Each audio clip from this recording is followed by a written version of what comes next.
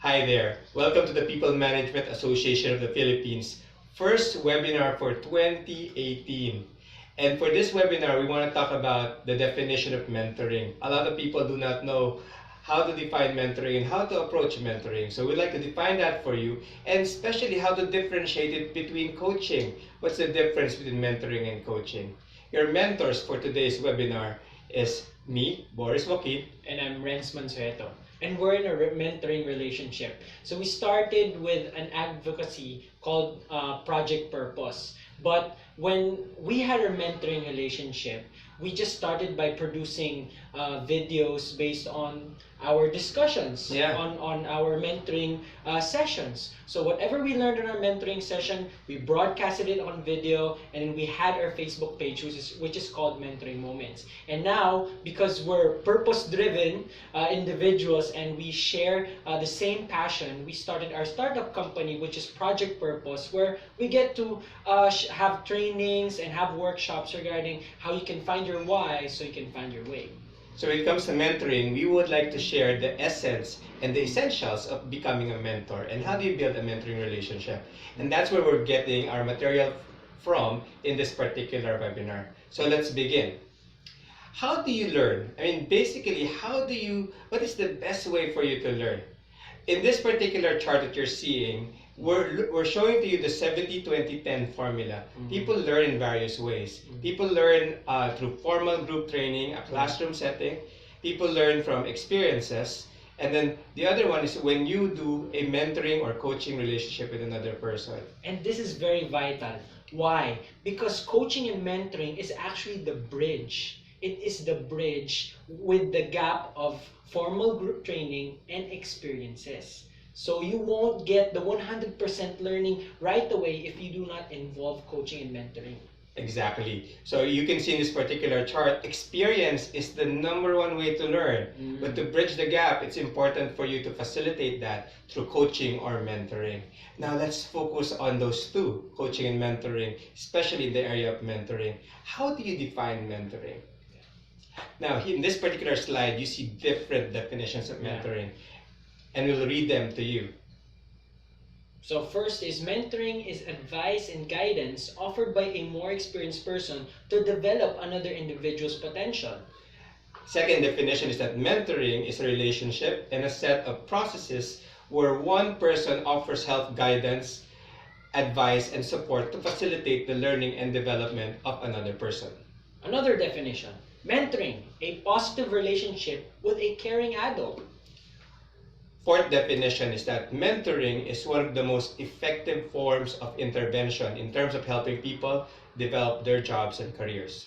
And last is mentoring is a learning partnership between individuals that involves a commitment to share knowledge, skills, and experiences. All these definitions are correct. Yes. Basically, they define mentoring.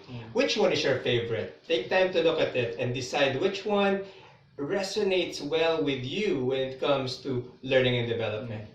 Personally, I like the first definition, where Why? mentoring is advice and guidance offered by a more experienced person. Why? Because as young as I am not a master. I'm not very much skilled. And when I'm looking for a mentor, when I want to have a mentoring relationship, I want the person to be well experienced and skilled in that area, so that when he mentors me, I could really learn from him. Mentoring has a lot to do with expertise and experience and education. A mentor should actually gain a lot of education, experience, and expertise that can be transferred to another individual who needs to acquire those 3 E's: education, experience, and expertise. How about you? My favorite is the last one. Mentoring is a learning partnership, because mentoring is a partnership. There has to be permission between the mentor and the mentee to actually enter into that learning relationship. The mentee should allow the mentor to give advice and to give pointers, to give feedback. A mentor should allow the mentee to basically earn and gain the knowledge that the mentor is transferring to him or her. So it's a learning partnership between individuals that involves a commitment. The commitment is a journey to actually share knowledge, to transfer knowledge, and eventually develop competencies and skills and gain experience in the process. So those are some definitions, but If you've picked your definition, we'd like to show you a definition that we think summarizes all of these definitions. There you go. Mm. So what is mentoring? Personally, to both of us, this is what we want to tell you. Mentoring is advice and guidance offered by a more Yes. experienced person to develop another individual when it comes to that person's potential. Exactly. The beauty of this definition is that you see that the mentor's role is giving advice Yeah. and providing guidance. And the advice and guidance comes from an expertise or a more experience, learned experience from the mentor. And once it's transferred to the individual, it unleashes the person's potential. Yeah. Now, talking about the difference between mentoring and coaching, we want to begin first with the similarities. How are they similar? So first, they both require well-developed interpersonal skills.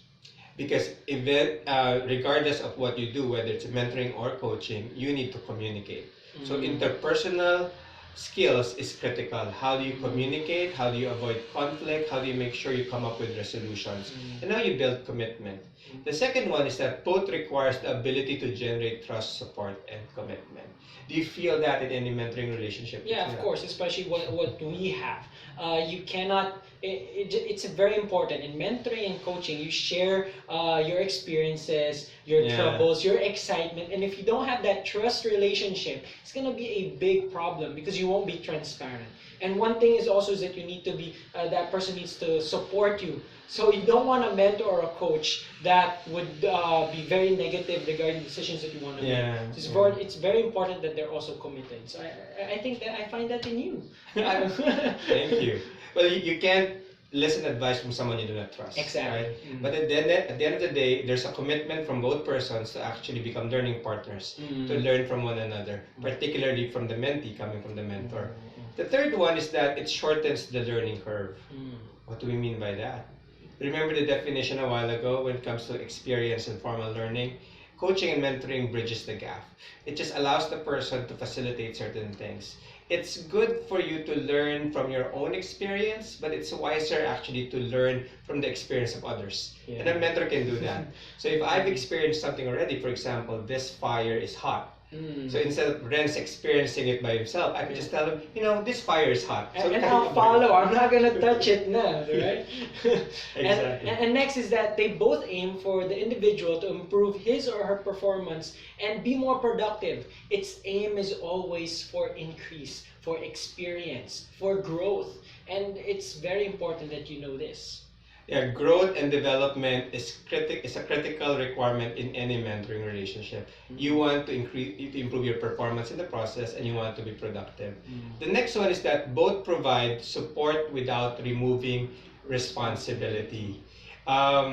This is very tricky, but it actually means the mentee doesn't have to be dependent solely on the mentor, and vice versa. There is codependency during the mentoring and learning process, but it does not remove the responsibility from both persons. The mentee is still responsible for the choices that he makes. The mentor is all the more responsible by the things that he teaches his mentees and how they proceed with the relationship. Another similarity is that they both stimulate personal growth to develop new expertise. So again, as a mentee, I get to learn from my mentor, but at the same time, the mentor also gets to learn from his mentee. Exactly. It becomes a win-win learning partnership. Yeah. Now let's talk about the difference. What's the difference between mentoring and coaching? Now here you go. Okay. The first one is on the focus. The focus. What's the difference? When it comes to mentoring, you focus on the individual. Yes. You actually want the person to grow as a person. Or if Renz is an executive, I want to make sure that he becomes the best executive there is. In our relationship, I'm a trainer and I'm a speaker, and Renz would like to become a trainer and a speaker as well. I'd like him to become the best speaker and trainer, probably surpass the capabilities that I have. I'm focusing on the individual as a whole because I want him to be a trainer not just in skills and expertise.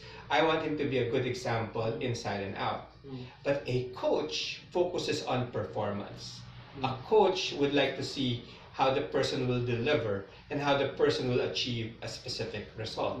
If I'm going to be a coach to Renz when it comes to training and speaking, I just want to see his delivery on stage. Whether he has the right grammar, whether he has the right enunciation, whether he has the right content, but I wouldn't really care on how the person is growing as a person. I just want to see him deliver a wonderful speech or be a mouthpiece for a particular training, but not be mindful on what he is learning and how he's growing as an expert or as a person. Another difference is the role that a mentor or a coach takes. So as a mentor, he would see the big picture. You see there, it's a facilitator with a broad agenda. So you see, it's not just like the performance that you're only seeing it as what you want to achieve in one point, but you want to see the whole perspective as the person would not just grow in one aspect, but even to a personal level, to his career, to his family, all relationships and all aspects of his life. Whereas coaching, again, it's a specific agenda. You only have a goal and you want to set that goal and accomplish that goal, and that's it. When it comes to relationships, a mentor is self-selecting, meaning you get to select who your mentor is, or you get to select who your mentee is. There is a compatibility consideration there. But when it comes to coaching, it goes with the job. Especially if you're trying to achieve a particular project or task, a coach will be working on the specific task or the specific result that needs to be accomplished. Next is you can see the value and the influence of the person based on, if you're a mentor, they would value you based on your expertise regarding how you could get involved in their life. Like, how they would get involved in your life and how they can help you in your whole life perspective. Whereas a coach, you would only respect that person and you would really agree with that person based on their position, based on the expertise that they've achieved. In, let's say, if Sir Boris is a CEO, then we would respect him for his expertise in that sense. But other than that, if he may be successful as a CEO, and what if he's not successful as a family man? So would you respect him that way? Yes. But that's the difference between mentoring and coaching. When it comes to returns of investment, when it comes to mentoring, you look at the personal development of your mentee.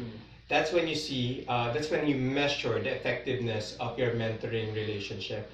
A coach, on the other hand, would like to see performance improvement, performance delivery, and how does the person grow when it comes to their level of productivity. So again, what do they see? What is their field of arena? Is that a mentor would really focus on the whole life and the career of the person to grow, whereas a coach will only have a specific agenda, will only be what are the tasks that they need to complete, and then after that, it will be done. Now, when you look at the time frame of the learning and development, when it comes to mentoring, it could be as long as a lifetime. You can choose your mentor and you can have a mentoring relationship with that person as long as you want. When it comes to coaching, there's a set duration or a specific time frame because it's very performance driven or task oriented or task related. Then as long as you accomplish the task or you achieve the optimum performance level that you're trying to achieve, then coaching can cease for that particular task or project. Now there you have it. We just showed you the similarities and differences, and we just want to summarize that in very quick slides. Number one, coaching and mentoring can be differentiated into two things, being directive and non-directive. Coaching is focused on being non-directive. Whereas mentoring is primarily directive and non-directive. So he's a good mentor, and also he uses non-directive approaches. So in a way, coaching is more indirect in the way it's dealing with the person. Because when it comes to a teaching principle, coaching can actually be barrel emptying. They're trying to see whether what else can I extract from this person. And questioning is a particular approach when it comes to coaching. But mentoring is more of barrel filling. So there are several approaches that you can choose or do as a mentor. You can be directive, like giving specific advices to your mentee, or actually just try to draw it out so that the person can have self-discovery and understand and learn in the process.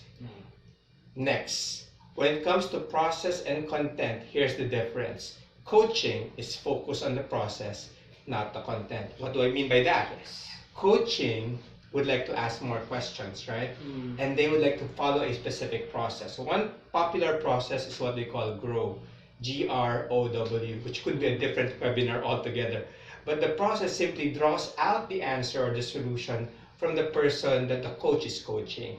That's why it's more concerned with the process, not necessarily on what the coach is teaching, because to begin with, he's not necessarily teaching anything. Whereas mentoring is focused both on the process and content. Mm-hmm. And the reason why the mentor is focused on both content and process is because you want to make sure that the person learns. And if the person is not learning anything, you try to fill in that gap, but making sure that you teach or you become direct with the advices or the inputs that you want to give. Yeah. So to summarize, guys, remember that coaching, to be simple, is more asking, because a coach asks more questions. Mentoring is more advising, because it gives advice, it gives guidance, it gives inputs. So if you try to remember these two differences, you would know how to shift from one approach to another. All leaders and all executives in the workplaces are always confused on what to use. Use the approach that is appropriate to the person that you're leading. You can use a combination of the two. Maybe next time when we do this webinar again, we can talk to you about how you can adjust your leadership approach based on the coaching and mentoring approach, and maybe how you can make combinations.